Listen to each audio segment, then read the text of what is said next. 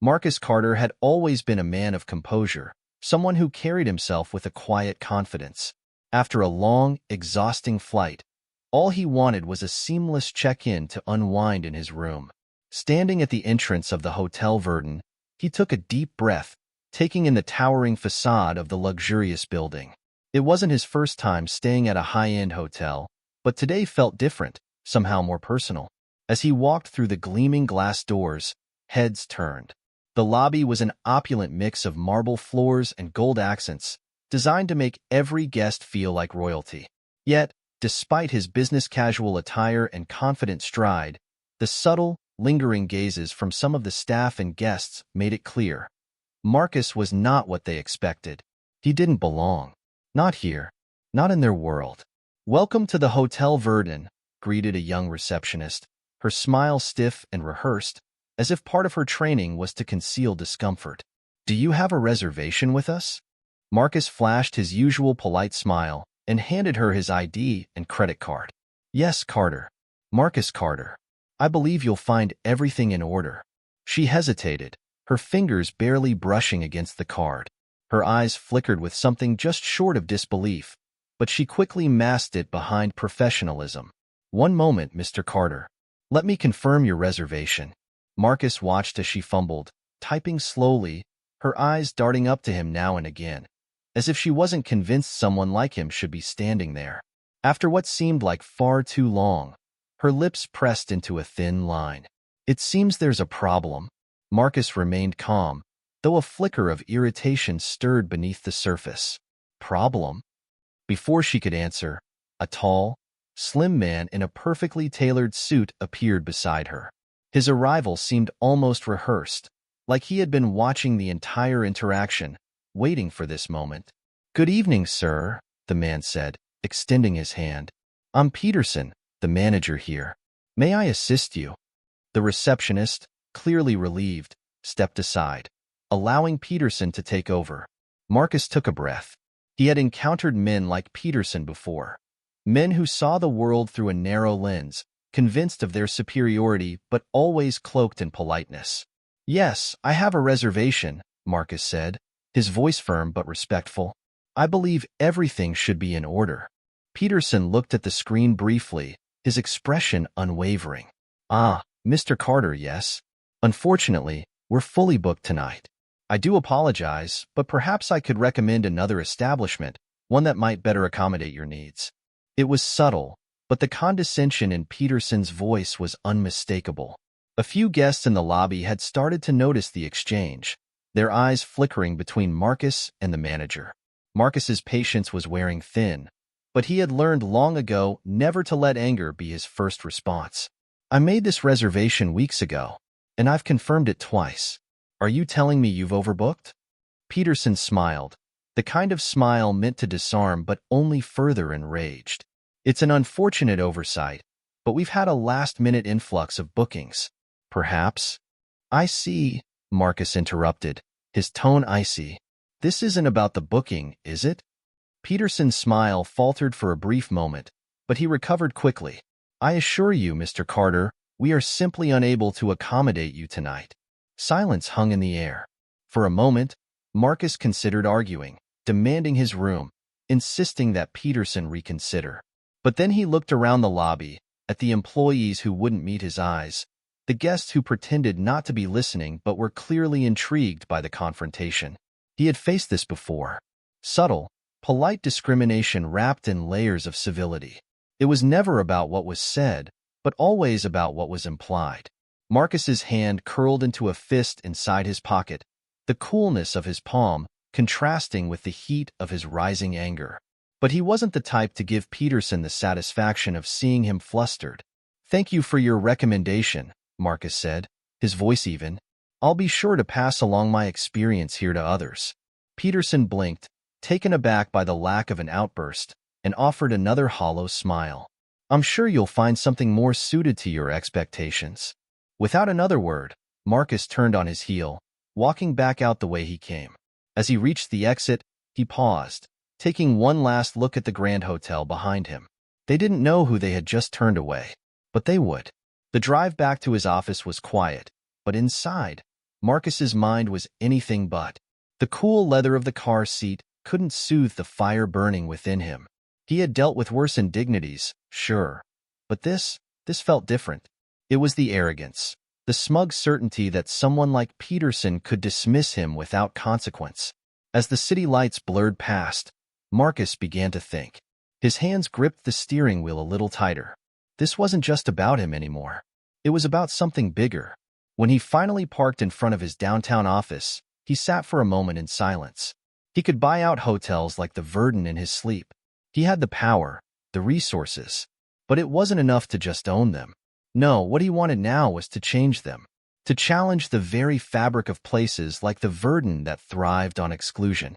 Marcus got out of the car and walked into his building, greeted by the familiar warmth of his assistant, Elena. "Late night?" she asked, raising an eyebrow. "You could say that." He let out a long breath and tossed his keys onto the desk. "Elena, do you have the files on Hotel Verdun? I think it's time we looked into acquiring it." Elena paused, her fingers hovering over her keyboard. "Verdun? I thought you weren't interested in expanding into hospitality." "I wasn't." Marcus settled into his chair, loosening his tie. "But tonight, they gave me a reason to be." She didn't ask further. She knew Marcus well enough to recognize when his mind was set. He wasn't a man to be trifled with, and when he focused on something, it was only a matter of time before he got it. "I'll get the files ready for you in the morning," she said, nodding. "Thanks, Elena. And let's keep this quiet for now. I want this done discreetly." "Understood." As the office quieted down, Marcus leaned back, staring out at the city skyline. He could still see Peterson's smug face, the look of dismissal, the arrogance. Soon, they'd all know. The next morning, Marcus was already awake before dawn. The incident at Verdun had ignited something in him, not just the desire for revenge, but a need to redefine what places like the Verdun represented.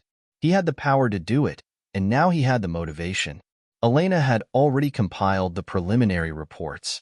Hotel Verdun was struggling, despite its veneer of success. Financial issues, declining bookings, a management team resistant to change. It was ripe for acquisition. Sitting across from him, Elena gave him a knowing look. "You're really doing this?" "I am," Marcus replied, sipping his coffee, "and I want to make sure it's done swiftly." Elena nodded, flipping through the files. "It won't take much. They're on the verge of bankruptcy. You could probably buy them out by the end of the week if you push." Marcus smiled, a slow, calculated grin. "Good. I want this to be personal." "And Peterson?" "He stays for now," Marcus said, his voice low. "I want him to see what real leadership looks like. We'll make sure he's there when I take over." Elena raised an eyebrow. "That's bold." "Bold is what's needed." The wheels were in motion, and in less than a week, the Hotel Verdun would belong to Marcus Carter. But this wasn't just about owning a hotel.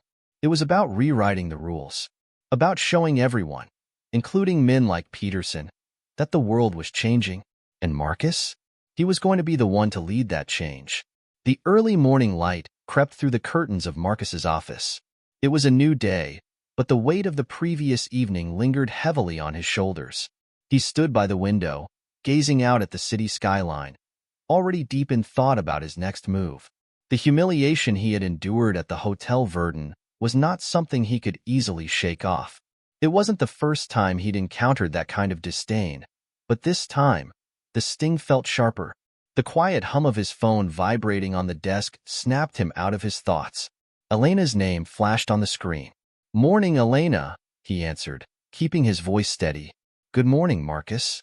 "I have the preliminary reports you asked for," she replied, her voice efficient and to the point.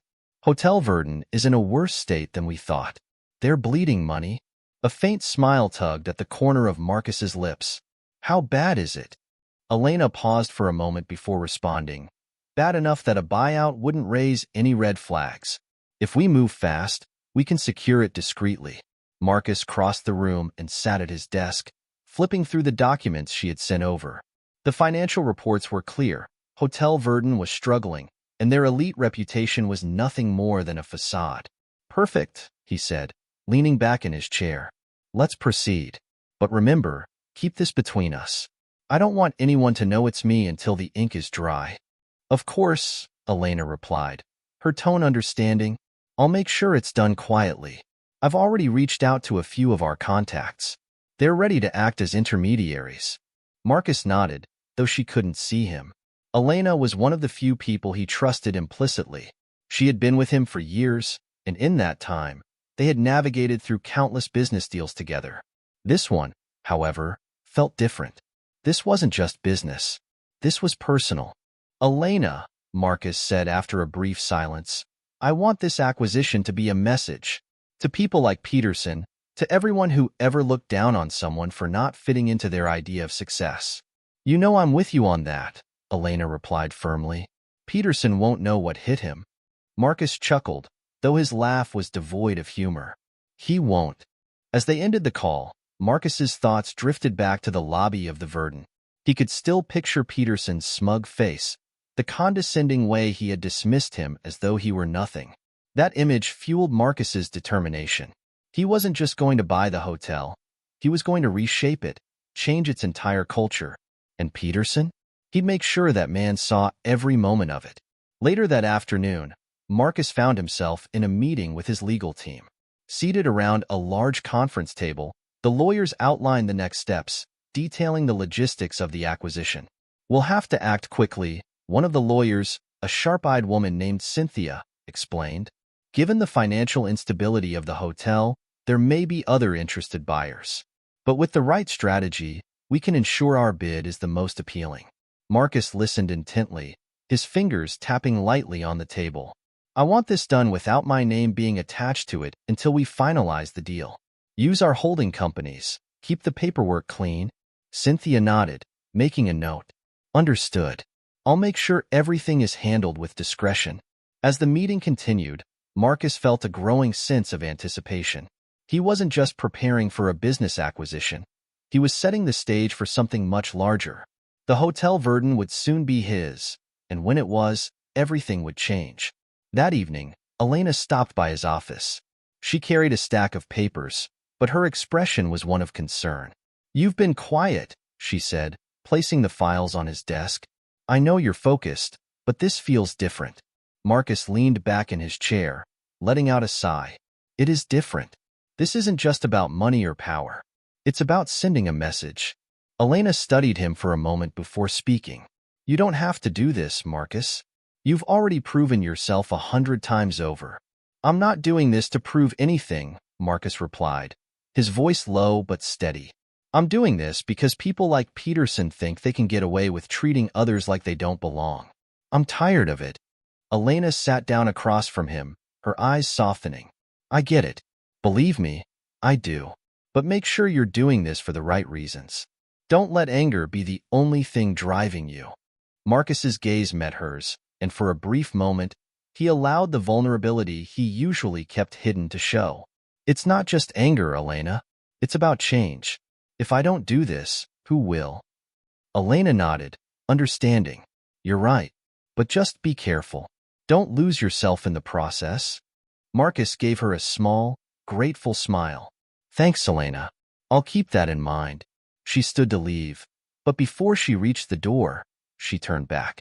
Oh, by the way, I've scheduled a few meetings with architects and interior designers for next week. You'll want to be involved in the redesign of the Verdun, I assume? Marcus chuckled. Absolutely. We're not just changing the name on the deed. We're changing everything. The next few days passed in a blur of meetings, paperwork, and strategy sessions.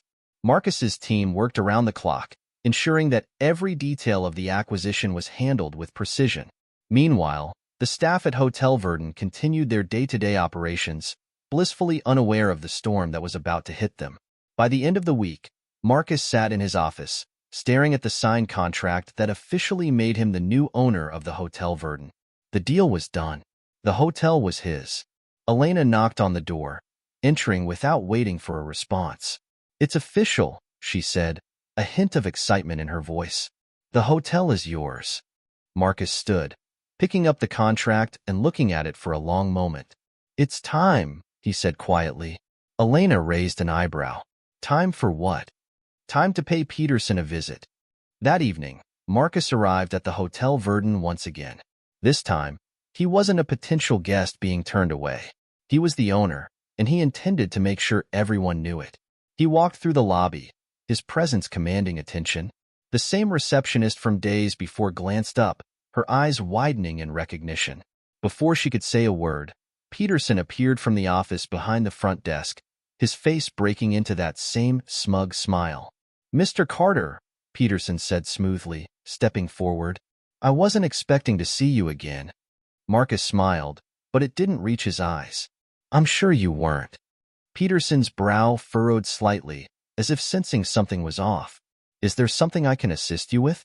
I believe we've already discussed." "You might want to hold off on that," Marcus interrupted, his tone calm but firm. "I'm not here as a guest. I'm here as the new owner." For a moment, Peterson's expression was one of pure confusion. Then, as realization dawned, his face drained of color. What do you mean?" Marcus held up the contract, letting it hang in the air between them. "This is what I mean, Peterson. As of today, I own the Hotel Verdun."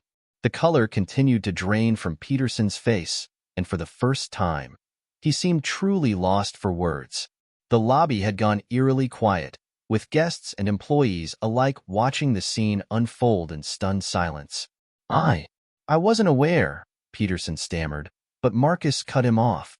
"Of course you weren't," Marcus said coldly, "because people like you never see it coming, do they? You think you can treat people however you like, and there will never be any consequences. Well, guess what? Now there are." Peterson's mouth opened and closed as he struggled to find a response. Marcus took a step closer, his voice low but filled with intensity. "This hotel is going to change," Marcus continued. "Everything about it is going to change. Starting with you." Peterson swallowed hard, his hands trembling slightly. What do you mean?" "I mean you're done here," Marcus said, his tone final. "You have until the end of the week to clear out your office." Peterson blinked, clearly struggling to process what was happening. "But I've worked here for over 20 years, and in all that time, you've done nothing but uphold an outdated, toxic culture," Marcus replied. "This hotel will be a place of inclusion and respect, something you clearly don't understand." With that, Marcus turned on his heel, leaving Peterson standing frozen in the middle of the lobby. The stunned silence that followed was broken only by the sound of Marcus's footsteps as he walked out, the new owner of the Hotel Verdun, and the man who was about to turn everything upside down. The tension in the room was palpable. Marcus stood at the front of the hotel's grand ballroom, his gaze steady and unyielding as he looked out at the gathered staff. It was the first all-hands meeting since the announcement of his ownership, and the anticipation in the air was thick. His eyes landed on Peterson, who was standing near the back, arms crossed, his expression unreadable but clearly unsettled. Peterson had tried to carry on as if nothing had changed since Marcus took over, but the subtle shifts in the hotel's operations, the whispers among staff, and the visible presence of Marcus himself had begun to chip away at his facade of control. Marcus adjusted the microphone, his deep voice resonating through the room. "I'm sure by now, many of you are aware of the change in ownership." He paused, letting the weight of his words settle over the group. "For those who aren't, let me make it clear. I am the new owner of the Hotel Verdun." A murmur rippled through the crowd. Some employees exchanged glances, their faces a mix of surprise and curiosity. A few, like Elena and Sophia, who had been briefed beforehand, remained composed but watchful. Marcus continued, his tone measured. "I didn't acquire this hotel by accident. I chose to buy it because I see the potential for something greater. This place, this institution, has been running on an outdated system for too long. And that ends now." Peterson shifted uncomfortably in the back. Marcus saw him out of the corner of his eye, but didn't acknowledge him yet. That moment would come soon enough. "I know change isn't easy," Marcus said, addressing the room. "Some of you have been here for years. You've worked hard to maintain the standards this hotel is known for. But we can't ignore the fact that those standards have come at the expense of inclusivity and respect. That will change." There was silence as the staff absorbed his words. Marcus took a deep breath, then added, "I'm not here to tear down what's been built, but to make it better, fairer." And that starts with each of you. He gestured to Elena, who stepped forward from where she had been standing near the side. This is Elena Martins. She's going to be helping me lead these changes as the new operations manager. Elena nodded politely at the group, her expression confident but professional. The staff eyed her warily, especially those who had known Peterson's rigid leadership style. Peterson, meanwhile, looked like he was about to explode. Before anyone could react, Peterson's voice cut through the air, sharp and condescending. So, we're just supposed to follow along with this experiment of yours? Marcus finally turned his full attention to Peterson. The tension between the two men crackled like static in the air. Marcus allowed a small smile, one that didn't reach his eyes. This isn't an experiment, Peterson, Marcus said, his voice low but deadly calm. This is progress. Peterson scoffed, his face flushing with anger. Progress? You're tearing apart decades of tradition. This hotel has a reputation to uphold. And what you're proposing, changing the way we do things here, it's reckless. Marcus's expression hardened. What's reckless is maintaining a system that alienates and discriminates. What's reckless is thinking you can run a business in today's world by excluding people based on outdated ideas of who belongs and who doesn't. Peterson's jaw tightened, his fists clenched at his sides. I've worked here for 25 years. I built this place's reputation. You can't just walk in here and destroy it. Marcus's patience was wearing thin, but he maintained his composure. Destroy it? No, I'm saving it. You've built a legacy, Peterson, but it's one rooted in exclusion. You may not see it, but I do. And so do many of the people who work here.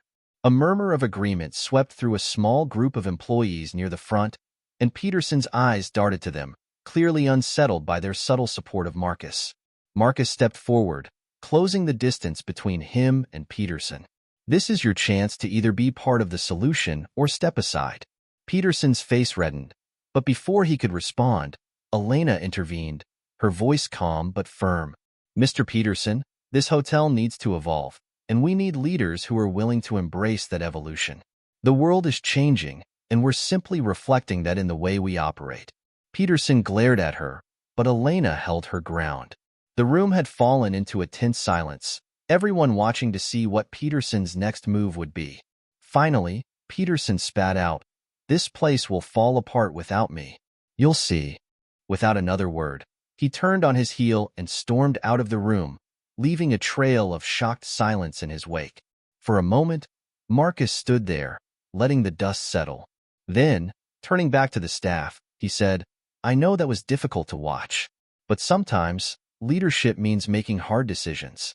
Peterson was a part of this hotel's past, but we're building a new future here, one that reflects who we want to be, not who we've been." Elena nodded in agreement, stepping beside him. "We're going to need all of you to help make that happen." There was another murmur through the crowd, but this time, it felt more like acceptance than tension. Slowly, some of the staff began nodding, their postures relaxing just slightly. Marcus took a deep breath, grateful for the shift.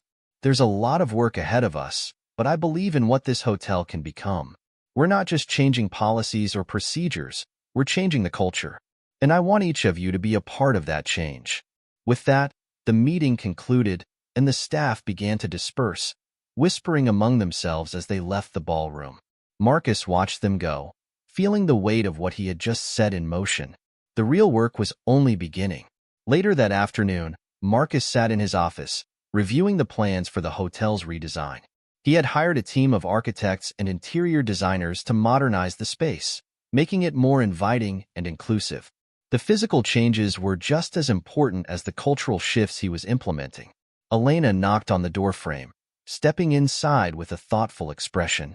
"Well, that was eventful," she said, her tone light but laced with tension. Marcus chuckled. "Eventful is one word for it." "You handled it well," Elena said, sitting down across from him. "Peterson was always going to be difficult, but you didn't let him get under your skin." Marcus sighed, leaning back in his chair. "He got under my skin. I just didn't let him see it." Elena smiled knowingly. "That's what makes you good at this.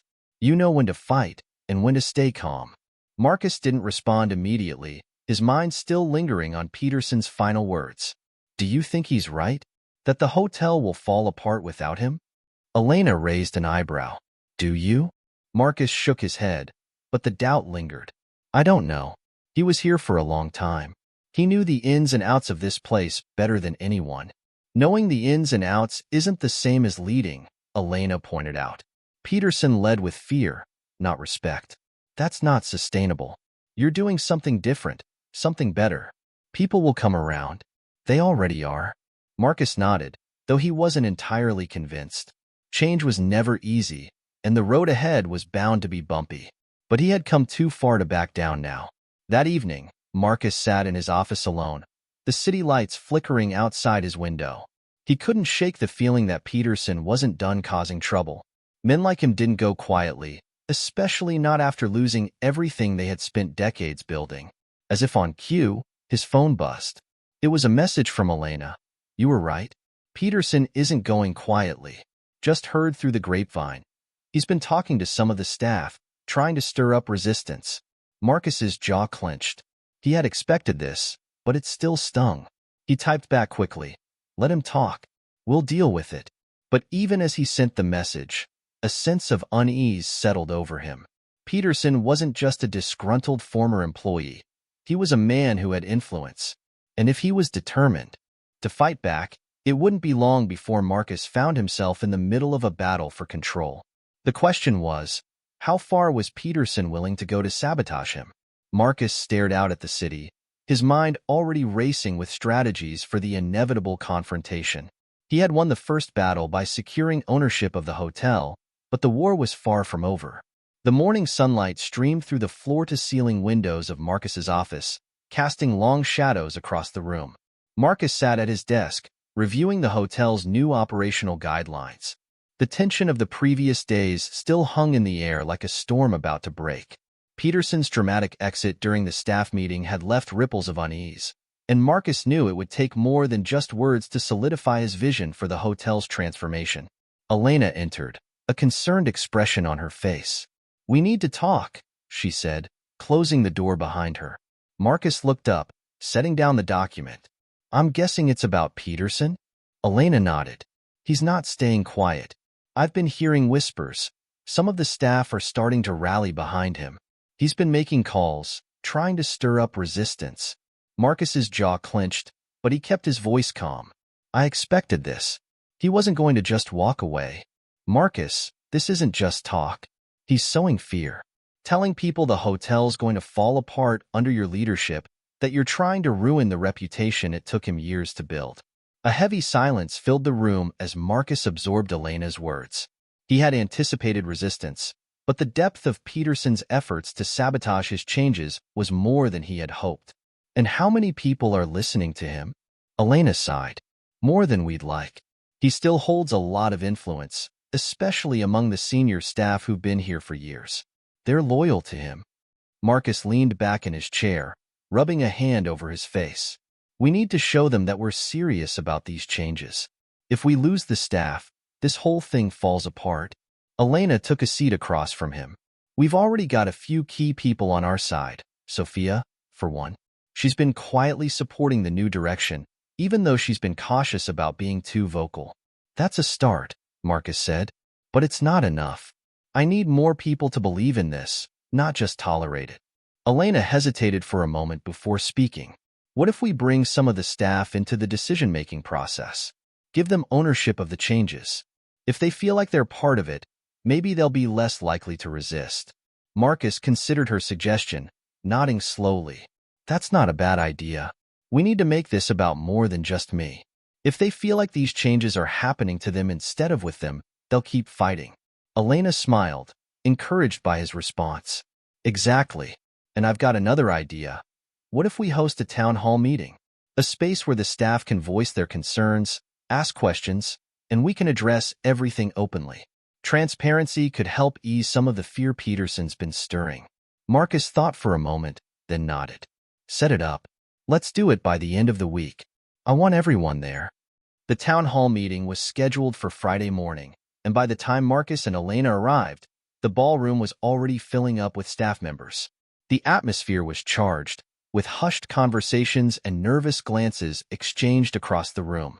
Peterson wasn't there, but his presence lingered in the form of tension that radiated from certain clusters of employees, particularly the senior staff who had worked under him for years. Marcus stood at the front of the room, hands clasped behind his back, as Elena stepped up to the microphone. "Thank you all for coming," she began, her voice clear and steady. "We know there's been a lot of change in a short amount of time, and we want to give you the chance to voice your concerns and ask questions." There was a brief silence before one of the senior managers, a woman named Diane, raised her hand. She had been at the hotel for over 20 years and had always been loyal to Peterson. Her expression was cautious but respectful. "What exactly are these changes you're proposing?" Diane asked, her voice measured. "We've heard bits and pieces, but there's a lot of uncertainty, and uncertainty makes people nervous." Marcus stepped forward, taking the microphone from Elena. "Thank you for the question, Diane. I understand that uncertainty can be difficult, and I want to be as clear as possible about what we're doing here. This hotel has a rich history, but it's also been operating under practices that don't reflect the values of inclusivity and respect that we need in today's world. That's why we're making changes, to build a more welcoming and inclusive environment, not just for our guests, but for all of you." Diane crossed her arms, her brow furrowing. "But what does that mean, exactly? Are we talking about cutting staff? Changing the way we work? People need specifics." Marcus met her gaze directly. "We're not cutting staff. In fact, we want to invest in the people who are here. We're introducing new training programs, focusing on diversity, equity, and inclusion. We're also revising our policies to make sure that every guest feels welcome, regardless of their background or appearance." There was a ripple of reaction throughout the room, some nodding in agreement, others exchanging wary glances. Another hand shot up, this time from a younger staff member, a housekeeper named Jorge. "What about pay? Are there going to be changes there?" Elena stepped in, addressing the concern. "Yes, we're looking at revising compensation packages, but in a way that rewards hard work and loyalty. We know many of you have been here for years, and we want to make sure you're valued for that." Jorge nodded, satisfied for the moment, but it was clear that the unease in the room hadn't entirely dissipated. Then, a voice from the back of the room called out, "And what about Peterson? What's going to happen to him?" The question hung in the air like a knife. All eyes turned to Marcus, waiting for his response. He had known this question would come, but that didn't make it any easier to answer. "Peterson is no longer part of the leadership team," Marcus said, his voice firm. "He's chosen to leave, and we're moving forward without him." A murmur of discontent spread through some sections of the room. It was clear that Peterson still had his supporters, and they weren't happy about his departure. "Let me be clear," Marcus continued, his tone rising just enough to command attention. "This isn't about erasing what Peterson did here. He built something, yes, but it's time to evolve. Change is never easy, but it's necessary." The room fell into an uneasy silence, and Marcus took a deep breath. "I know some of you are afraid of what's coming, but I promise you, this change is for the better. And I'm not just asking you to trust me, I'm asking you to be a part of it. We want your input, your ideas, and your experience to help guide us through this transition." Elena nodded beside him, stepping forward. "We'll be forming committees made up of staff members from all departments. These committees will have a direct line to Marcus and me, and they'll play a key role in shaping the future of this hotel." There was another ripple of reaction, this time more positive. Some employees began to murmur in agreement, nodding their heads. "I want to be clear," Marcus said, his voice strong and steady. "I didn't come here to tear down what's been built. I came to make it better, for all of us. But I can't do it alone." The tension in the room began to ease, and one by one, the staff members started to nod, some more reluctantly than others. It wasn't a complete victory, but it was a start. After the meeting, Marcus and Elena retreated to his office to debrief. "Well," Elena said, sinking into a chair, "that could have gone worse." Marcus chuckled. "Not exactly a ringing endorsement, but I'll take it." Elena smiled, but her expression quickly turned serious. "We need to keep an eye on Peterson's supporters. They're not going to just accept this overnight." "I know," Marcus said, leaning back in his chair. But at least we've started the conversation. Now we just have to follow through. Elena stood, gathering her things. I'll start working on those committees. We need to get them up and running as soon as possible. Good, Marcus said. And keep an ear to the ground. I want to know if anyone's still trying to stir up trouble. Elena nodded. Will do. And Marcus? Yeah, you're doing the right thing. Don't let the doubters get to you. Marcus smiled, though there was a heaviness in his eyes. Thanks, Elena. I appreciate that. As the days passed, the mood in the hotel slowly began to shift. The committees were formed, with staff members from all levels participating in discussions about the future of the hotel. Elena worked tirelessly to ensure that everyone's voice was heard, and Marcus made it a point to attend as many meetings as he could, listening to the concerns and ideas of the people who worked there every day. Sophia, in particular, emerged as a strong advocate for the changes. Though she had been hesitant at first, the more she saw Marcus's commitment to creating a fairer, more inclusive environment, the more she threw her support behind him. One afternoon, after a particularly productive meeting, Sophia approached Marcus in the hallway. I just wanted to say, she began, nervously tucking a strand of hair behind her ear, I appreciate what you're doing here. It wasn't easy working under Peterson, and I think a lot of us are relieved to see things finally changing. Marcus smiled warmly. Thank you, Sophia. That means a lot coming from you. She nodded, her face softening with a sense of relief. I think things are really going to get better around here. They will, Marcus said, his voice filled with quiet determination. But we've still got a long way to go. Sophia smiled, then turned to leave. But before she could, Marcus added, and Sophia, don't be afraid to speak up more. Your voice is important. She nodded, her smile growing wider. Thanks, Marcus. I'll remember that. As she walked away, Marcus felt a glimmer of hope. The resistance wasn't over. There were still obstacles ahead, and Peterson's lingering influence would take time to fade. But for the first time, Marcus felt like the tide was starting to turn in his favor. But even as progress was being made, Marcus knew one thing for certain. Peterson wasn't done yet. The real battle was still ahead. The reopening gala for the Hotel Verdun was in full swing. The grand ballroom was filled with elegant guests, journalists, and curious onlookers who had come to see the new chapter of the iconic hotel unfold. The air buzzed with excitement, anticipation, and, for some, a bit of skepticism. Marcus stood at the center of the room, dressed in a sharp black suit. His presence commanded attention, though he wasn't one to demand the spotlight. Tonight, however, he knew all eyes would be on him. This was the culmination of months of hard work, endless meetings, and battles, both seen and unseen. Elena approached him with a glass of champagne, a satisfied smile on her face. It's finally happening, she said, handing him the glass. Marcus took it, nodding slowly. It feels surreal. We've come a long way. Elena looked around the room, her gaze landing on the different groups of people, some talking animatedly about the changes, others still whispering quietly in corners. It wasn't easy, but you did it. The Verdun is yours now, and it's different. Better. Marcus sipped the champagne, his eyes drifting toward the front doors, where a few late arrivals were making their way in. Among them, he spotted Sophia, looking more confident than he had ever seen her. Her journey had mirrored the hotel's own. Shy at first, hesitant, but now, she was blossoming into a leader. I couldn't have done it without people like you, Marcus said, his voice low but sincere. And Sophia. She's really stepped up. Elena smiled softly. She believed in the changes, just like the rest of us. That's what matters.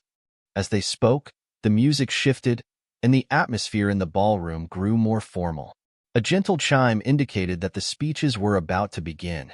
Marcus took a deep breath, setting his champagne glass aside. It's time, Elena said, giving him a reassuring nod. Go show them what you're made of. Marcus made his way to the stage, and as he climbed the steps, the room quieted, the hum of conversation dying down to an expectant silence. He stood behind the podium, the warm lights illuminating him. He could feel the weight of the moment, the eyes on him, some full of hope, others still clouded with doubt. Good evening, Marcus began, his deep voice carrying easily across the room. "Thank you all for being here tonight. It's an honor to stand before you, at the helm of something truly transformative." He paused, scanning the crowd. He could see the familiar faces of the staff members, some still unsure, but others, like Sophia and Elena, stood with quiet confidence. This was their night too. "When I first came to the Verdun," Marcus continued, "I came as a guest. I had expectations of luxury, of service, of being treated with the respect that any guest deserves. But what I encountered that night was something far different. I was reminded of the walls society can build, even in the most beautiful places." There was a shift in the room as the audience realized the weight of his words. He wasn't here to simply talk about renovations or new business strategies. He was here to talk about something deeper. "Those walls," he said, his voice softening, "are built from exclusion, from outdated ideas of who belongs and who doesn't. And that's what we're tearing down. Tonight, this hotel reopens not just with a new look, but with a new heart." A few scattered claps began, and Marcus nodded, feeling the energy in the room shift. This hotel is no longer a place where anyone has to question whether they belong. It's a place where every guest, every staff member, is valued for who they are, not what they look like or where they come from. He paused, locking eyes with Sophia, who smiled back at him, her own journey of self-empowerment intertwined with the hotel's. "Change is never easy," Marcus said, his voice growing stronger. "We faced resistance. We faced doubt. But we also found strength. Strength in people like Elena, like Sophia, and like all of you who believed in what this place could become." He took a deep breath, the final part of his speech hovering on his lips. "This isn't just about a hotel. It's about what we stand for. Respect, dignity, equality." The room erupted into applause, the energy now fully in Marcus's favor. He stepped back from the podium as the music swelled, the crowd buzzing with excitement. Elena caught his eye from across the room, giving him a thumbs up, her expression proud.